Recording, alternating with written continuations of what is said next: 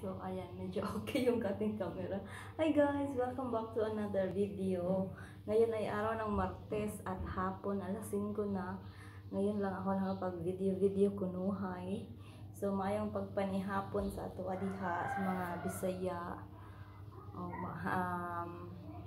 Ayun, sa Tagalog, hapunan. Tama ba, hapunan? So, update tayo kay Arosh. Yung aking bunsong anak. Lumabas na yung ipin niya dito, kaya nung nakaraang araw yung nagbablog ako, hindi maganda yung pakiramdam niya dahil doon sa ngipin niya at talagang nagtatai talaga siya. Pasintabi sa may mga kumakain. So mahirap guys pag yung baby ay nag-iipin dahil dami mong sacrifices talaga. Kasi ayun, tumatai, tapos ang baho talaga ng nila.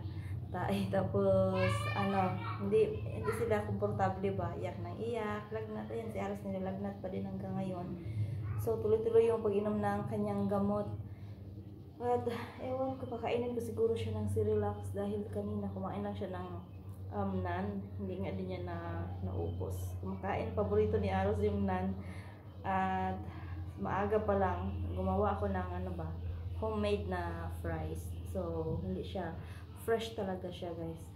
So hindi siya yung frozen, hindi.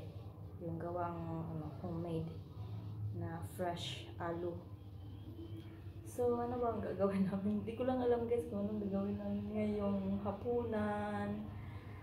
Kung lalabas ba kami o hindi dahil yung asawa ko ay may sahod sa YouTube, sabi niya, ililibre daw niya ako. So, ewan ko lang kung matuloy kaming lumabas. O, dito lang ba? Ako yung kanyang cameraman ngayon. Tinulungan ko siya. Dahil, hindi na siya nagsulat sa kanyang, hindi siya nagsusulat sa kanyang video directly na. So, ako yung kanyang videographer, kunuhay. So, ayan, natapos namin habang nag-video ako, standby lang naman yung camera. Tapos kung may i-stop ko lang or kailangan ko siyang i-guide, yun. Habang si Scarlett naman ay gumagawa ng kanyang homework. Meron siyang homework na math at ordo. So ayan, nag-follow siya sa kanyang ordo. Ginaguide ko din siya sa kanyang ordo guys dahil nahihirapan siya. Pati din ako nahihirapan, so nag-guide din yung papa niya. Kasi pag silang dalawa guys, walang pasensya yung papa niya. Talagang pinapagalitan niya yung anak niya ba. So naawa ako doon sa bata dahil minsan napapalo. Pag hindi talaga, pag nahirapan talaga yung anak niya. Kasi hirap si Scarlett sa writing na ordo.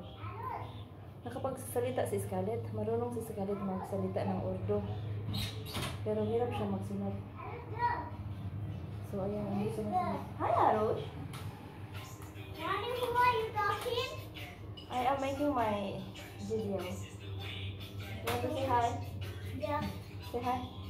Hi. Ayan si Scarlett. I cannot Are you see. done? No. I'm looking somewhere. I'm looking to the sun. See? Some ice is going somewhere. Bye-bye. Bye, guys. And when you go to the sun, the ice will come clean. Also black. You see down is coming clean. And you still in the sun 1 million, then your eyes will come clean.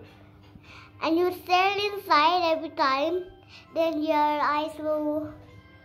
But it looks like your eyes is like gray. I don't know. Hello. And you stare inside.